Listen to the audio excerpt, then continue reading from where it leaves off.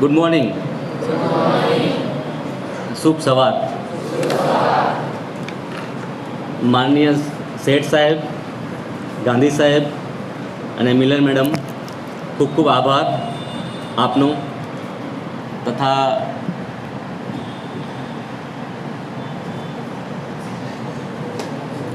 વાલા વિદ્યાર્થી મિત્રો અને ટીચર્સ,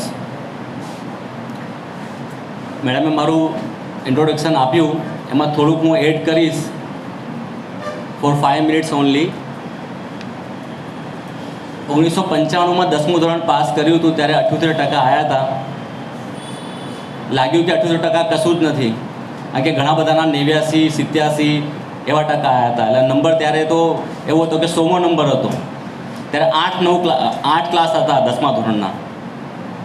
11માંથી એવું ધાર્યું કે ના, મને હવે ડૉક્ટર જ બનવું છે અને કંઈક કરી બતાવવું છે, કે મારી ફેમિલીમાં કોઈ ડૉક્ટર હતો નહીં અને મારે ભણવાની અને ડૉક્ટર બનવાની બહુ આશા હતી. ધોરણ 11થી જ ભગવાને બુદ્ધિ આપી, મહેનત માટે શક્તિ આપી. 11મા ધોરણમાં આવતા આખું વર્ષ હું ક્લાસમાં પ્રથમ જ રહ્યો. ત્યારે 11th 12thના 2 જ ક્લાસ હતા, A અને B. પછી 12માં આવ્યા ત્યારે પહેલી એક્ઝામમાં 84%, બીજી એક્ઝામમાં 88% અને બોર્ડમાં 92% મારા આવ્યા. હું આપ સૌને એ વિનંતી કરું છું કે હું મારું એ નથી કહેતો, પણ તમે જો કોઈપણ બાળકના ક્યારે પણ કોઈપણ પરીક્ષામાં કેટલા પણ ટકા આવે, ઓછા માર્ક્સ આવે, તો પહેલાં તમે તમારું મૂલ્યાંકન કરો કે તમે ક્યાં પાછળ હતા, તમારી ક્યાં ભૂલ રહી ગઈ હતી, તમને શું નથી આવડતું. But don't compare your self with anybody. It is my first thing. Don't compare. આપ જો કમ્પેર કરવા જશો તો આપને નાસીપાસ જ થવાશે અને તમારામાં નેગેટિવિટી જ આવતી રહેશે. અમે કેમ અમારી જાતને બીજા જોડે કમ્પેર કરીએ? જે એનામાં છે મારામાં છે જ. So this thing is most important for all of your students. તમે જે ધારો એ તે કરી શકો છો. તમારી પાસે બધું જ છે, ખાલી તમને એ તમારી શક્તિને યુઝ કરતાં આવડવું જોઈએ. અને કેવી રીતના ક્યાં શક્તિને યુઝ કરવું એ બહુ જરૂરી છે. 12માં આટલા માર્ક્સ આવ્યા પછી મને ડાયરેક્ટ બીજે મેડિકલ કોલેજ મેરિટ બેઝ પર અમદાવાદમાં એડમિશન મળ્યું. 4.5 વર્ષ MBBS, 1 વર્ષ ઇન્ટર્નશીપ, એના પછી પીજી માટે મને બધી બ્રાન્ચ મળતી હતી. ત્યારે મારા પીજીમાં MBBSમાં 71%, એટલે ડિસ્ટિંક્શન કહેવાય MBBSમાં તો. બટ મને એવો ખ્યાલ હતો કે દાહોદમાં બધા ડૉક્ટરો છે, હાડકાના, સર્જન, ફિઝિશિયન, બધા. એક ખાલી મેન્ટલ ડૉક્ટર, સાયકિયાટ્રિસ્ટ, મનોવૈજ્ઞાનિક દાહોદમાં નહોતું. મારી બહુ ઈચ્છા હતી, કે બહુ આશા હતી કે ના, હવે હું લઉં તો આ સાયકિયાટ્રિસ્ટ જ લઉં. મેં સાયકિયાટ્રિસ્ટ લીધું. આજે સાયકિયાટ્રિસ્ટ આખા ઇન્ડિયામાંની વર્લ્ડમાં ટોપ મોસ્ટ બ્રાન્ચ છે. જે લોકો ઓર્થોપેડિક, રેડિયોલોજિસ્ટ કે ફિઝિશિયન, પીડિયાટ્રિશિયન, ગાયનેકોલોજિસ્ટ એના કરતાં પણ વહેલા સાયકિયાટ્રિસ્ટ લોકો ચૂઝ કરે છે. Because of the reason it's a different branch, but the way of your working it is more important. મેં સાયકિયાટ્રી લીધું, સાયકિયાટ્રી ફિનિશ કર્યું. દાહોદમાં મેં મારી પ્રેક્ટિસ ચાલુ કરી. શરૂઆતમાં ડિફિકલ્ટી ઘણી બધી આવી. પેશન્ટ ના મળે. તમે MD ડૉક્ટર તરીકે આવ્યા હોય, તમને પેશન્ટ ના મળે કેવું લાગે કે આટલું બધું ભણ્યા, આટલી મહેનત કરી, 10 વર્ષ આપણે આપણા લાઈફના આપ્યા અને તો પણ હિંમત હારવી નથી. દાહોદના બધા ડિસ્ટ્રિક્ટમાં જે છે, ઝાલોદ, લીંબડી, ગરબાડા, ગાંગડી, અહીંયા બાજુમાં MP, એટલીસ્ટ 2 વર્ષ સુધી હું દર મહિને અઠવાડિયે ત્યાં કેમ્પ કરતો હતો, ફ્રી કેમ્પ. દર્દીઓને જોવાના, એસેસ કરવાના, there is no consultations, no fees, કશું નહીં. એમ 2 વર્ષ સુધી મેં સખત મહેનત કર્યા પછી ધીરે ધીરે લાગ્યું કે ના, અહીંયા તો ઘણા બધા પેશન્ટ છે. ઘણા બધા પેશન્ટો અમદાવાદ, બરોડા ટ્રીટમેન્ટ માટે લઈ જતા હતા. ઘણા બધા દર્દીઓને તો ટ્રીટમેન્ટ છે કે નહીં એ પણ ખ્યાલ નહોતું. કારણ કે આપણા દાહોદમાં એક અહીંયા કહેવાય કે આ આદિવાસી સમાજ, આદિવાસી અહીંયા છે વધારે પડતા. તો એ લોકોને તો એવું હતું કે આ માનસિક રોગ, મેન્ટલ ઇલનેસ કોઈ હોતી જ નથી. એક ખાલી એક જાદુ, બ્લેક મેજિક, કોઈનું કરેલું, કોઈએ તાંત્રિક વિદ્યા કરી હોય એ જ હોય છે. તો એવા ઘણા દર્દીઓને વર્ષો સુધી એ લોકો ફેથ હીલર એટલે કે ભુવા પાસે લઈ જાય, મંદિરે લઈ જાય, દરગાહ પાસે લઈ જાય, અને એમાં એની તકલીફ, એની માનસિક કન્ડિશન એટલી બગડતી રહેતી હતી કે દર્દી સારું જ ના થતું. એવા ઘણા દર્દીઓને અમે દાખલ કર્યા, એને પ્રોપર સારવાર આપી અને એ લોકો પાછા એ લોકોની નિયમિત રીતે એમની લાઈફમાં આવી ગયા. આ તો મારું એક છેલ્લા 20 વર્ષનું 25 વર્ષનું કહેવાય કે મારી લાઈફસ્ટાઈલ. અને હવે આજે આપણે વાત કરવા જઈ રહ્યા છે ખાસ તો કોરોના વિશે, કે કોરોના આવ્યું અત્યારે ગયું નથી. ઓકે, 2 સ્પાઇક્સ કોરોનાની આવી ગઈ છે. સો before corona everything is going smoothly, but corona આવ્યા પછી એમાંથી કોઈ પણ જીવ બાકાત નથી રહ્યો એની ઇફેક્ટથી. કોઈ પણ જીવ સમગ્ર વિશ્વમાં, because it is a pandemic, it is not endemic, it is not epidemic, it is a pandemic, એટલે વૈશ્વિક મહામારી. માં ખાસ કરીને વૃદ્ધાવસ્થા, બાળકો એ બે પર વધારે પડતી અસર પડી છે. કોવિડ આવ્યા પછી ઘણા બધા દર્દીઓનું, સ્પેશિયલી બાળકોમાં પણ mental stress, mental status change થવા લાગ્યું છે. કારણ કે કોરોનામાં ન જોવા જેવી કન્ડિશન, ન સાંભળવા જેવી પરિસ્થિતિનો અનુભવ બધાએ કર્યો છે. જ્યારે લોકડાઉન ચાલતું હતું ત્યારે ઘરની પરિસ્થિતિ, સ્ટ્રીટનું વાતાવરણ ભયાનક, પેનિક. આજે અહીંયા કોઈને અવસાન થઈ ગયું, આજે એને કોરોના થઈ ગયું, આજે ઘરમાં 2-3 જણનું અવસાન થઈ ગયું. એટલે તે વખતની પરિસ્થિતિઓ વિચારવા પણ જઈએ તો આપણા ગૂઝબમ્પ, રોંગટા ઊભા થઈ જાય. ભગવાન ક્યારે પણ આવી પરિસ્થિતિ પાછી બીજી વાર કોઈને ના દેખાય. કોરોના ફર્સ્ટ વેવ આવી, સેકન્ડ વેવ આવી, સ્કૂલ ચાલુ થઈ. તો સ્કૂલ ચાલુ થયા પછી ઘણા બધા બાળકો, સૌ પ્રથમ તો નાના બાળકો જે હતા, જે લોકો સિનિયર કેજીમાં જવાના હતા, એ લોકોથી લઈને જે લોકો 10મા અને 12મામાં હતા, એ લોકોને બધાને અલગ અલગ પરિસ્થિતિનો સામનો કરવો પડ્યો. કારણ કે બાળકો કોઈને ડાયરેક્ટ એવું ના કહે કે હું ડિપ્રેશનમાં છું. નાના બાળકો હોય કે આપ લોકો હોય કે ડાયરેક્ટ એવું ના કહે કે મને ડિપ્રેશન છે, પણ એ લોકોના લક્ષણો જાતના ભિન્ન થઈ ગયા, બદલાઈ ગયા. શરૂઆતમાં જે સ્કૂલ ચાલુ થઈ તો ઘણા બધા બાળકોનું એવા જોવા મળ્યું કે એ લોકોનું કોન્સન્ટ્રેશન ઓછું થઈ ગયું. કારણ કે એ લોકો ઓનલાઈન ભણવા ચાલુ થઈ ગયા હતા. એ લોકો પોણો કલાક ક્લાસ ચાલે, પછી ક્લાસ બદલાઈ જાય, પણ જે લાઈવ હતું એ લોકોની એકાગ્રતા ઘટી ગઈ. એ લોકોનો બેસવાનો સ્પાન 4-6 કલાક પહેલાં જે બેસતા હતા સ્કૂલના અંદર, ક્લાસરૂમમાં, એ ઓછો થઈ ગયો. એના સ્વભાવમાં મેમરી, એ લોકોની જે મેમરી કરવાની જે કેપેસિટી હતી, કારણ કે પહેલાં શું હતું કે ટીચર ભણાવતા હતા, આપણે લખતા હતા, આપણે લખીને બધું વાંચતા હતા અને પછીનું રિવિઝન કરતા હતા. અત્યારે શું હતું કે લખવાનું બિલકુલ ઓછું થઈ ગયું. કારણ કે એક સર્કિટ હોય છે મેમરી વધારવા માટે જરૂરી ઇમ્પોર્ટન્ટ વસ્તુ હોય છે કે તમારી જે 6 ઇન્દ્રિયો છે એ તમે એને એકસાથે યુઝ કરો ત્યારે તમારી મેમરી સર્કિટ બને, અને ત્યારે જ તમારી મેમરી શોર્ટ ટર્મમાંથી લોંગ ટર્મ કન્વર્ટ થાય. તમે સાંભળશો, કાનથી સાંભળશો, આંખથી જોશો, તમારો હાથનો યુઝ કરશો, અને એ વસ્તુ તમારા મેમરીના અંદર સર્કિટ બનશે.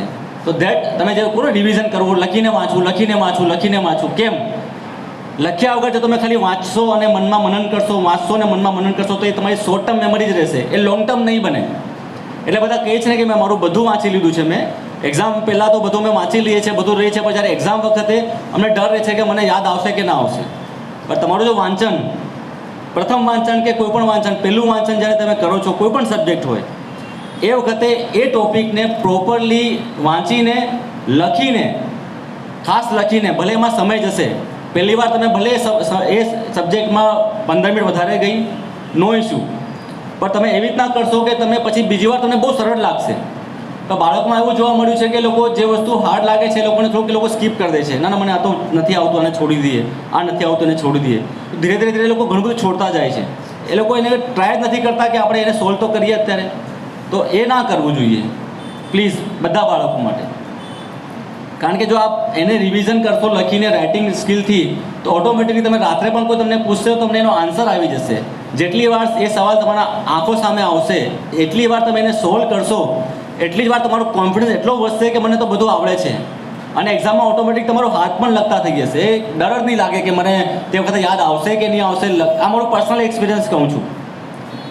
કારણ કે 12મા ધોરણમાં કેમેસ્ટ્રીમાં મારા 95 માર્ક હતા, તો કેમેસ્ટ્રીમાં મેં 25 પેપરો લખ્યા હતા, લખીને જાતે જ તપાસતો હતો કેમેસ્ટ્રીમાં તે વખતે.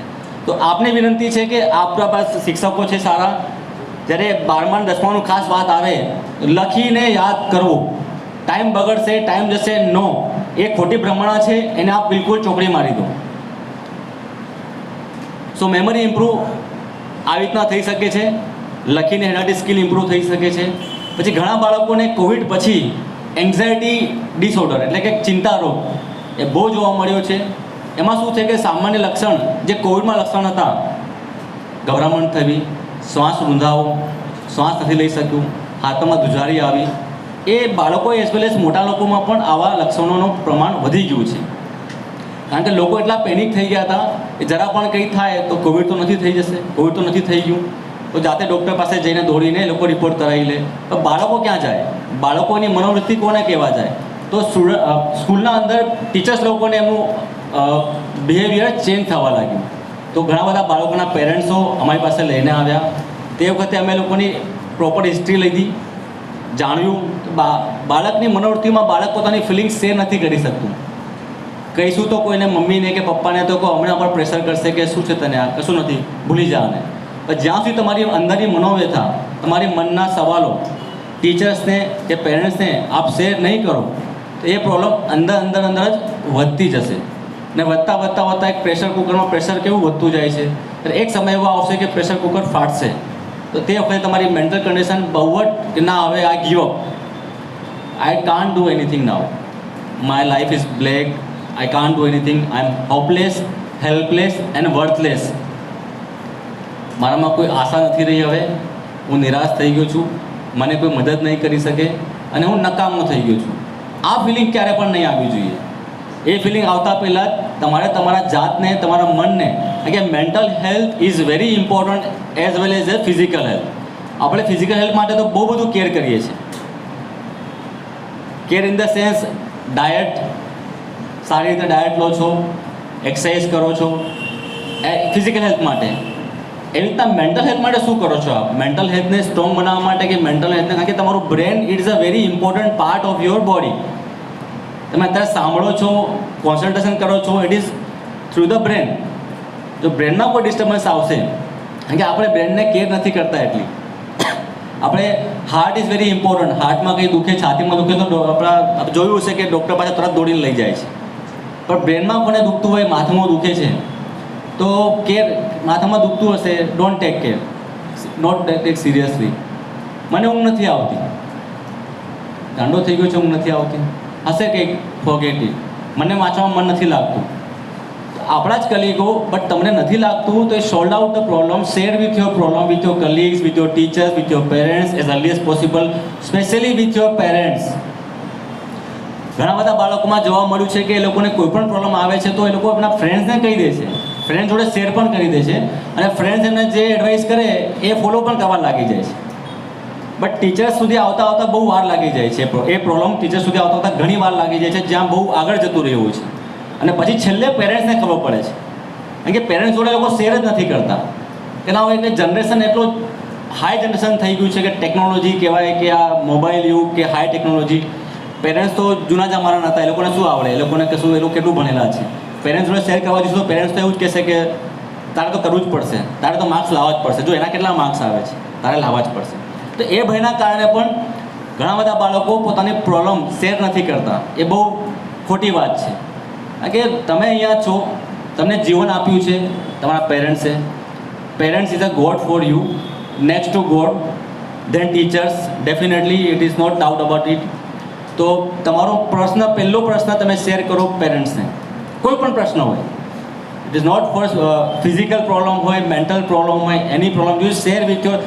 એકવાર તમે શેર કરશો તો તમને ત્યાંથી થોડું માર્ગદર્શન મળશે, અને ત્યાંથી નહીં મળી શકે તો એ પ્રોબ્લેમ તરત જ તમારા ટીચર્સ પાસે આવશે. એ લોકો અહીંયા બેઠા છે એના માટે છે, તમારા ઉજ્જવળ ભવિષ્ય માટે, બધાના, કોઈ સિંગલના નહીં. લોકો વર્ષોથી એ જ ચાહે છે કે અહીંથી પણ બાળકો આગળ જાય અને સારી જગ્યાએ આગળ વધે. સો એન્ઝાયટીની વાત કરીએ હવે. ડિપ્રેશન એવું એક માનસિક રોગ છે જેમાં ખાસ કરીને સ્ટ્રેસ એ લાઈફનો એક પાર્ટ છે. સ્ટ્રેસ વગરની લાઈફ નકામી છે, અને સ્ટ્રેસ વગરનું લાઈફમાં કોઈ ઇમ્પોર્ટન્ટ જ નથી. એટલે દરેકને સ્ટ્રેસ છે. અત્યારે તમે કોઈને પણ પૂછો, કોઈને પણ XY Z, તમને સ્ટ્રેસ છે?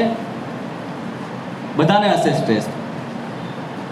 પણ સ્ટ્રેસને તમે પોઝિટિવ લેવાનું છે, નેગેટિવ નહીં. સ્ટ્રેસને બેલેન્સિંગ રાખવાનું કામ છે. કારણ સ્ટ્રેસ આવે તો આપણી બોડીના અંદર સ્ટ્રેસ ક્યારે આવે? જ્યારે આપણા પર પરિસ્થિતિનો અનુકૂળતા જે હોય છે, મારે આટલા માર્ક્સ લાવવા છે, ઇટ ઇઝ સ્ટ્રેસ. મારે જોબમાં સક્સેસ થવું છે, સ્ટ્રેસ. મારે મારા બોસને, મારા પ્રિન્સિપલને સારું પરફોર્મન્સ કરીને રિઝલ્ટ આપવાનું છે, એ સ્ટ્રેસ. બધા ફિલ્ડમાં, દરેક ફિલ્ડમાં. બટ એ સ્ટ્રેસ એ વસ્તુ છે, તો એને કેવી રીતના હું ટેકલ કરું, એને મારા પર હાવી નહીં થવા દેવાનું. જો એને હું હાવી થવા દઈશ તો મારું પરફોર્મન્સ બગડશે, મારામાં ચીડિયો સ્વભાવ થશે, મારામાં એકાગ્રતા ઘટી જશે. હું એ વસ્તુથી ભાગવાનો પ્રયત્ન કરીશ. જ્યારે પણ મારા કોઈ પ્રિન્સિપલ કે જ્યારે કોઈ એક્ઝામ હશે કે જ્યારે કોઈ પણ, it is a one type of stress, but it is a life, is a life style. You have to accept this reality. તમે અહીંયા સ્કૂલમાં આવો છો ભણવા માટે, શેના માટે તમને તૈયાર કરવામાં આવે છે? જે તમને ભણાવ્યું છે આખા વર્ષમાં એ એક્ઝામ લેવાની છે, તો exam it's not a stress. જે તમે શીખ્યું છે એ તમારે તમારું પોતાનું આઉટપુટ આપવાનું છે. તમને કોઈ એક્ઝામમાં મારી નથી નાખવાના કે તમને કોઈ ડિસ્કોલિફાય કે ના, આ તો બહુ ના. આખા વર્ષમાં તમે જે ટીચર્સ પાસેથી શીખ્યું છે, તમે કેટલું શીખ્યા એનું તમારે ખાલી ત્યાં જઈને આઉટપુટ આપવાનું છે કે અમે જે શીખ્યા છે તમે બસ કરીને આવી જાઓ. હવે કોણ કેટલું શીખ્યું છે, કેવી રીતના શીખ્યું છે, એ દરેક વ્યક્તિ ઉપર અલગ અલગ ડિપેન્ડ કરે છે. તો exam, please don't take very big thing કે એક્ઝામ અમારી છેલ્લી જ એક્ઝામ છે. એક્ઝામ તમારી ચાલુ થઈ, જ્યારે તમે પેદા થયા ત્યારથી તમારી એક્ઝામ આવતી જ રહેશે, અને end of the life exam ચાલવાની જ છે. એક્ઝામ ક્યારેય પૂરી નથી થવાની કે બસ હવે 10મું થઈ ગયું, 12મું આવશે, 12મું થઈ ગયું કોલેજ આવશે, કોલેજ થઈ ગયું પ્રોફેશનનું આવશે, પ્રોફેશન થઈ ગયું સોશિયલ લાઈફ આવશે, સોશિયલ લાઈફ થઈ ગયું તો એક સ્ટેપ આવતા જ રહેશે. એ એન્ડ નથી. ઘણા બધા બાળકોમાં જોવા મળ્યું છે કે એક્ઝામ પહેલાં, just before exam 1 month 2 month આખું વર્ષ બહુ સારું પ્રદર્શન કર્યું, બહુ સારું, સુપર, માર્ક્સ સારા આવે છે, બધું સારા આવે છે. પણ જ્યારે એક્ઝામ નજીક આવે છે, એ કહેવાય કે એક્ઝામ ફિયર. એ હવે આ ટર્મિનોલોજી આવી છે કે એક્ઝામ ફિયર, કે આને એક્ઝામ ફિયર થઈ ગયો છે કે એક્ઝામ આવી છે તો આનું માનસિક સ્વાસ્થ્ય એટલે ફિઝિકલ સ્વાસ્થ્ય પણ ડિસ્ટર્બ થઈ ગયું છે. પણ એ ના થાય એના માટે ખાસ કર એક્ઝામ વખતે કે એક્ઝામના થોડાક સમય પહેલાં તમે ફિઝિકલ હેલ્થનું પણ બહુ ધ્યાન રાખવું જરૂરી છે. પૂરતી ઊંઘ 6 થી 8 કલાક લેવી બહુ જરૂરી છે. કારણ કે તમે જે આખા વર્ષમાં મહેનત કરી છે એ જ તમારે અહીંયા આપવાનું છે. એટલે લાસ્ટ તમે સમયમાં જો ઉજાગરા કરતા હો, નેવર ડુ ધેટ. ઉજાગરા કરવાથી તમારી જે ફિઝિકલ જે છે એનર્જી એ વેડફાઈ જાય છે, અને એક્ઝામ વખતે, એક્ઝામના દિવસોમાં તમારું આઉટપુટ એટલું આવતું નથી, અને આખા 11 મહિનાની મહેનત એ થોડીક ડિસ્ટર્બ થાય છે. So during exam or before, sorry,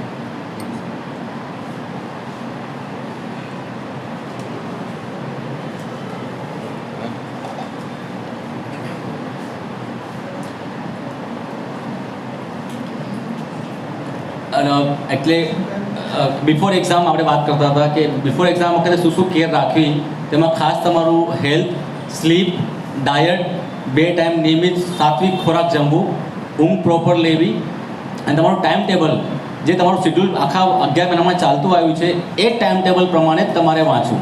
કોઈ છેલ્લા 1 મહિનામાં કે 2 મહિનામાં ઉજાગરા કરવાથી તમારા માર્ક્સ વધારે આવી જશે? નો, નોટ એટ ઓલ. હજુ તમારા માર્ક્સ ઓછા થઈ જશે. એક્ઝામમાં માર્ક્સ ઓછા આવ્યા, ધાર્યા કરતાં ઓછા આવ્યા. 90 ધાર્યા હતા, 80 માર્ક્સ આવ્યા, 80% આવ્યા. હવે શું બોલો? ઘણા બધા બાળકો બસ હવે તો વેરી ડિપ્રેસ્ડ, લાઈક બહુ બધું એમનું તો બધું આખી આગળ કશું છે જ નથી. પણ એ મેન્ટાલિટીને, એ થિંકિંગને તમે રિવર્સ કરો. તમે મહેનત પૂરેપૂરી કરી હતી, તમારું નસીબ અને મહેનત બંને વસ્તુ તમને જો સારું રહે તો ડેફિનેટલી તમે જે ધારો એ આવી શકે છે. અને નસીબ પણ એમાં ઇમ્પોર્ટન્ટ હોય છે, સાથે તમારી જાત મહેનત. જો માર્ક્સ ઓછા આવ્યા છે, આગળ જઈને આપણે જે ફિલ્ડમાં મળશે, આપણે જે ફિલ્ડમાં જઈશું ત્યાં હવે સારી મહેનત કરીને એ ફિલ્ડમાં આપણે આગળ વધીશું.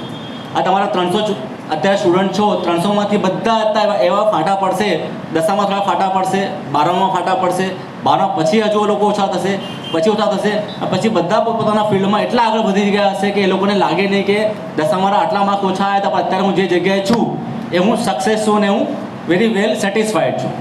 તો પ્લીઝ આપના કોઈ પણ એક્ઝામમાં 10મું હોય, 12મું હોય કે કોલેજ હોય, જો માર્ક્સ ઓછા આવે છે, suppose you are fail in one subject, what is the full form of the fail? It is the first attempt in life. ફેલનો ફૂલ ફોર્મ જ આપેલું છે કે first attempt in life. This is a fail. Okay, તો you are the good one કે તમે first time attempt તો કર્યો છે. Okay, so never try to like that કે આઈ જસ્ટ વોન્ટ કે ના હવે મારું મને આગળ ભણવાનું જ નથી ને આઈ એમ જસ્ટ મારી લાઈફ સ્ટોપ થઈ ગઈ છે કે પૂર્ણવિરામ આવી ગયો છે. It is not like that. Share with your parents this thing happen.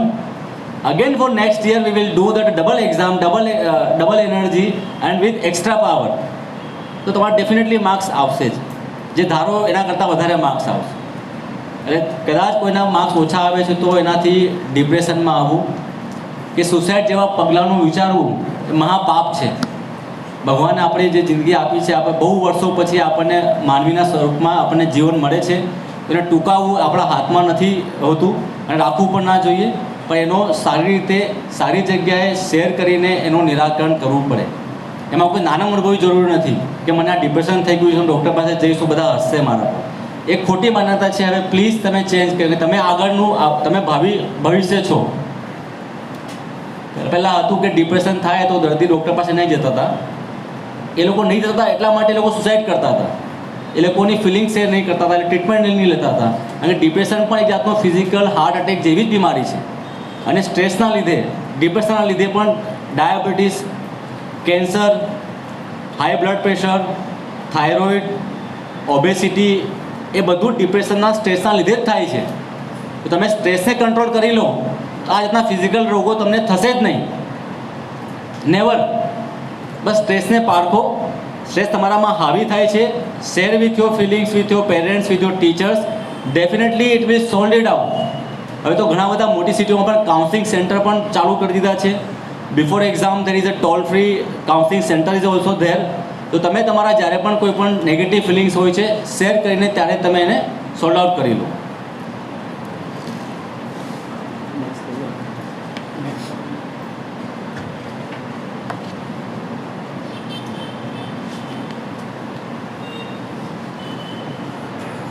Next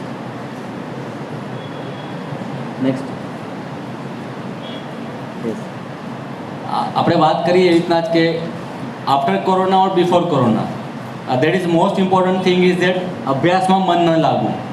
આ એક લક્ષણો આવા લાગ્યા હતા કે અભ્યાસમાં મન નથી લાગતો. કારણ કે એનું ખાસ કારણ હતું કે કોરોના પછી જે ટેકનિક બદલાઈ હતી ઓનલાઈન સ્ટડી, એના લીધે પણ ખાસ કરીને અભ્યાસમાં કોન્સન્ટ્રેશન જે કીધું વાત થઈ આપણે કે કોન્સન્ટ્રેશનની ખામીઓ આવી હતી. એનામાં ઘણા બધા બાળકો પેરેન્ટ્સ અમને પાસે લઈને આવ્યા. એમને પાછું વગેરે એમને રાઇટિંગની રિહર્સલ કરાવી, રાઇટિંગ સ્કિલ્સ આપી અને પાછું એમને ધીરે ધીરે ટેકનિકમાં કે 30-30 મિનિટ બેસીને ગ્રેજ્યુઅલી એમને વધારવામાં આવ્યું. તો એ લોકોમાં પણ ખાસું એમાં ઇમ્પ્રુવમેન્ટ આવ્યું કે એ લોકોને પછી now again they back to study very well. Next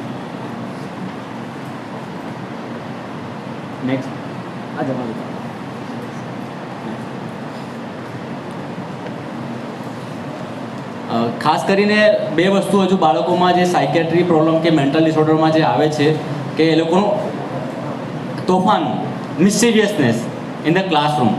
ઘણા બધા ઓછા બાળકો એમનો જે પર્સન્ટેજ રેશિયો છે કે 1 to 2% દે આર સ્ટીલ કે એ લોકો શાંતિથી બેસતા નથી. They have just behaviour problem. એને અમારી લેંગ્વેજમાં કહીએ છીએ કે ADHD, attention deficient hyper active disorder.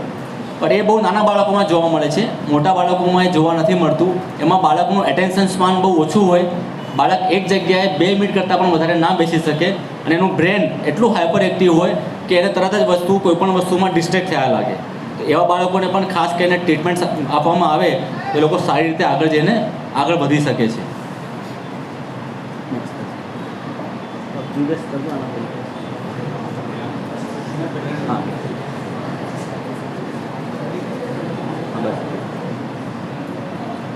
ખાસ કરીને અત્યારના યુગમાં this is most affected, most common, even teenagers also. ધૂમ્રપાન અને નશો. It was really bad things for your future to destroy your body. તમે તમારી શરીરને નુકસાન કરી રહ્યા છો, સાથે તમારું જે ઇમ્પ્રેશન, તમારી પર્સનાલિટી, તમારું વ્યક્તિત્વ એ બહુ જ આગળ જઈને ડિપેન્ડન્સ એટલે કે એડિક્શન થઈ જાય છે. અને આના ઘણા બધા કિસ્સાઓ, નોટ ઓનલી ધૂમ્રપાન, આલ્કોહોલ, વીડ્સ, ઇટ્સ અ બ્રાઉન ગાંજા, કેનાબિસ, સ્મેક. અત્યારે ઘણા બધા બાળકો જે લોકો કોલેજમાં હોય છે, they are really very prone to addicted of these things in particularly metro city, Baroda, Ahmedabad. I have many cases of also of that college students. એ લોકોની માનસિક સ્થિતિ એટલી ખરાબ થઈ જાય છે કે એ લોકો આ કોઈના પિયર પ્રેશર એટલે કે કોઈના ફ્રેન્ડના પ્રેશરથી જ આ લોકો શીખવે છે. તો પ્લીઝ ક્યારે પણ ફ્યુચરમાં, અત્યારે પણ કોઈ પણ તમારા આસપાસમાં કે તમારો ફ્રેન્ડ્સ કે એવી રીતના પણ કોઈ પણ, you are too young to tell you that things, but in future it is very important for you all. કે આ પછી તમારી સામે આવવાની છે જ. તમારા ઘરમાં કેવું વાતાવરણ છે એની બહુ જ પોઝિટિવ ઇફેક્ટ તમારા ફ્યુચરમાં પડે છે.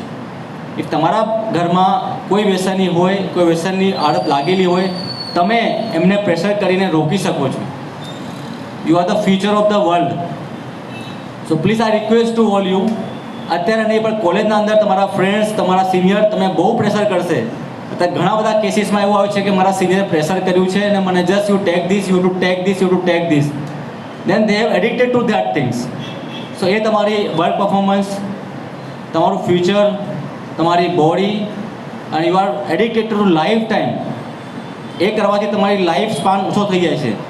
તમે જલ્દીથી ઘણા બધા રોગો, cancer, common diabetes, hypertension, you are suffering from early stage. So please, I request to all, it is a very now a serious problem in the India also. બહાર તો વધારે છે જ, પણ અત્યારે મેટ્રો સિટીમાં પણ આનો બહુ બધું રોગનું પ્રમાણ વધી રહ્યું છે. તો please take care.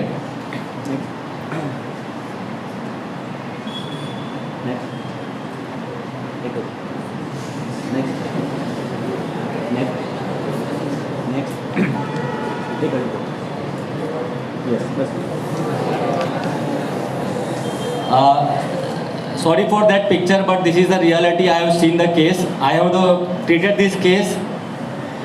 This is a mobile addiction. This is what? Mobile addiction.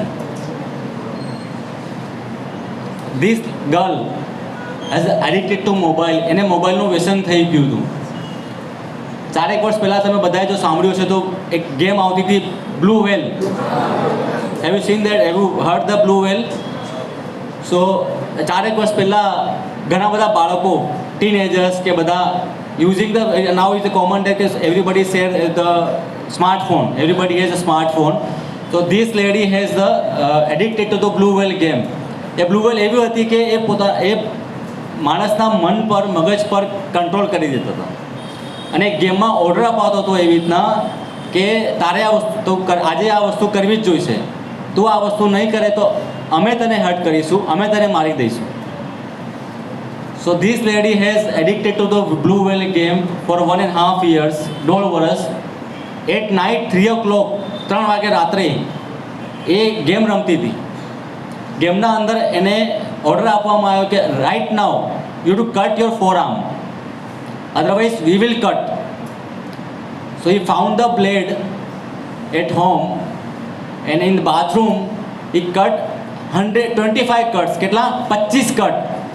These all cut are blue whale એની જે શેપ છે એના 100 સ્ટીચ આવ્યા છે, 100 સ્ટીચીસ એટલે 100 ટાંકા આવ્યા હતા એ લેડી.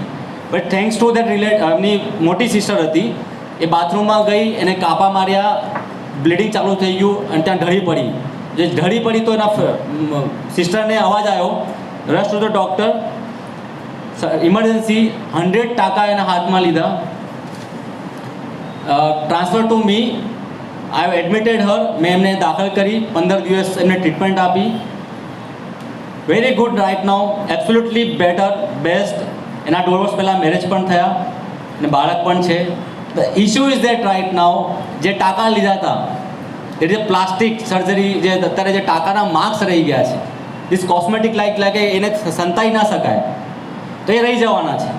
તો એના માટે 2 વર્ષ સુધી એની કાઉન્સલિંગ ચાલી. એને એવું હતું કે સાહેબ આ ટાંકાને પ્લાસ્ટિક સર્જરી કરી દો પાછી, but it is not possible, આખું ફ્લેપ કરીને. So it is a live example of that things of mobile addiction. કારણ કે જે ટેકનોલોજી અત્યારે કોરોના પછી જે ઓનલાઈનનું વધી ગઈ છે કે પેરેન્ટ્સ પણ હવે મોબાઈલ યુઝ કરતા તો ના હતા મોબાઈલ એ લોકોને પણ અપાઈ દીધા છે, ના મારા છોકરાને મોબાઈલ જોશે ક્લાસ કરવા માટે, ઓનલાઈન જવા માટે. But for request to you, now use your mobile as limited. Any positive effect છે as well as negative effect પણ ઘણી બધી છે.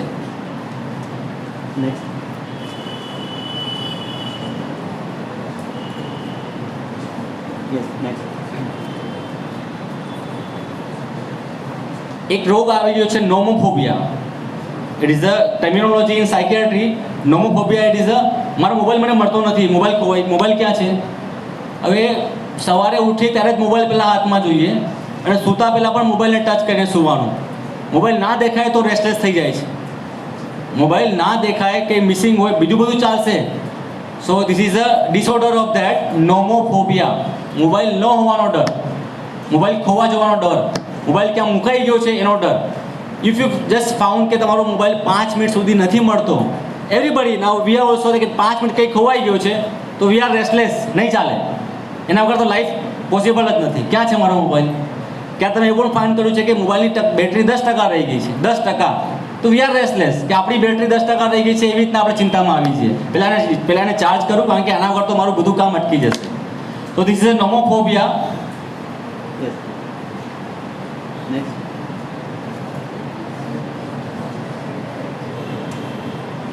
એડલ્ટ, ખાસ તો એડોલેસન્સ માટે કે એ લોકો અત્યારે પોતાનું most of the time, many 40થી 60% ટાઈમ મોબાઈલ પર જ વિતાવે છે. So it is a very dangerous for their whole body, specially brain, eyes, memory and concentration, and especially for that behavior also. Next.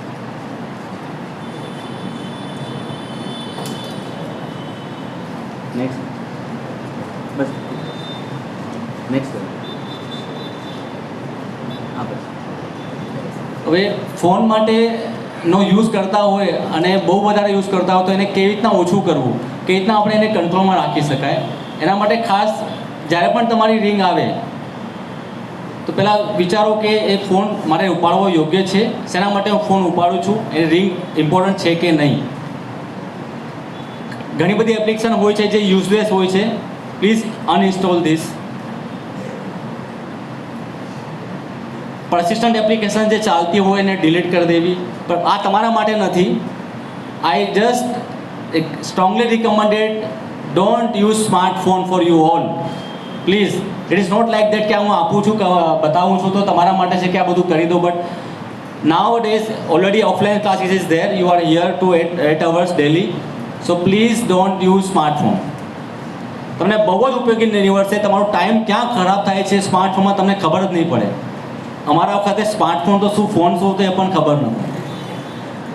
રમવાનું પણ આઉટડોર ગેમ્સ હતી. તો અત્યારે પ્લીઝ આપ રાખતા હો તો એક cell phone just keypad for specially girls કે બોયઝ માટે પણ, કે બહાર જતા હોય ને કંઈ ઇમરજન્સી થાય, એમને કોઈ કોન્ટેક્ટ કરવું હોય પેરેન્ટ્સને કે ધીસ થિંગ હેપન, તો you just use the keypad mobile only, not use smartphone. It is a not right age for use the smartphone for you all. If you want to succeed in your life, for better future, for very good place, please avoid the smartphone. Please, જે લોકોને આગળ વધવું જ છે, સારી જગ્યાએ જવું જ છે, તો મોબાઈલ અભિશાપ છે. Please don't use it.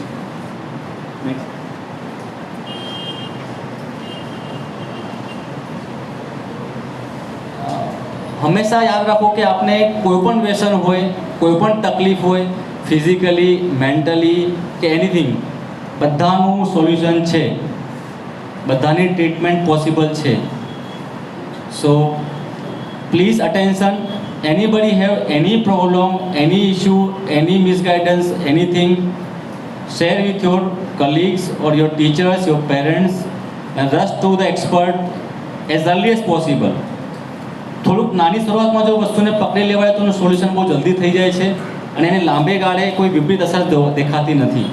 એટલે મને બધાને વિનંતી છે કે આપ પ્લીઝ શેર, ડોન્ટ ડિસ્ક્લોઝ કે નહીં મને ક્લોઝ રાખવું છે, એ શું વિચારશે, એ શું કહેશે, ટીચર શું મારા વિશે સમજશે, it is not your subject. મારા મનમાં આવ્યું, મેં શેર કરી દીધું. મારા મનમાં ચિંતા થાય છે, મેં શેર કરી દીધી, મારો અડધો ભાર તો એમ જ રિલીઝ થઈ જશે. તો ઘણા બધા છોકરીઓ કે છોકરાઓ પણ એક નાની ભૂલ થઈ હોય તો એ લોકો છુપાડે છે, અને છુપાડતા છુપાડતા ઘણી બધી ભૂલો કરતા થઈ જાય છે. ખોટું બોલવું, જૂઠું બોલવું, એ લોકોનો એવો વ્યવહાર બની જાય છે. પછી આગળ જઈને એ લોકોને ખબર નથી પડતી કે અમારી લાઈફ ક્યાંથી ક્યાં ડાયવર્ટ થઈ ગઈ છે. એ ક્યાં ડાયવર્ટ થશે તમને ખબર જ નહીં પડે. ઓટોમેટિકલી યુ આર 90%થી 70, 80, 70, 60 એ રીતના આવી જશું. સો હંમેશા તમારો અભિગમ પોઝિટિવ રાખવું. ભૂલ થઈ સ્વીકાર કરો, એક્સેપ્ટ કરો, એને શેર કરો, અને એ ભૂલને પાછું રિપીટ ના થવા દો લાઈફમાં. તો જ તમે આગળ વધતા રહેશો અને તમને કોઈ પણ જાતનો અવરોધ નહીં નડે. શરૂઆતમાં તમારો અભિગમ એવું રહેશે તો definitely you will succeed 100%.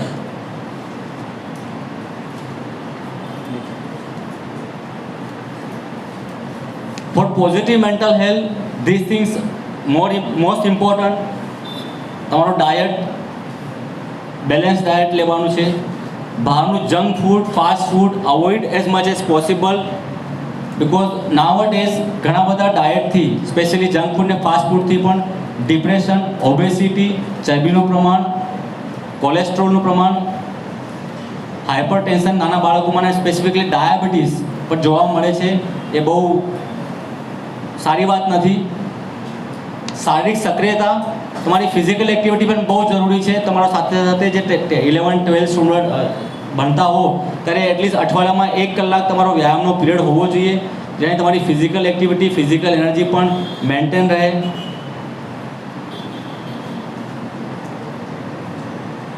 Cooperation from your piers, siblings, friends, ખાસ કર તમારા પેરેન્ટ્સનો સહકાર બહુ જરૂરી હોય છે.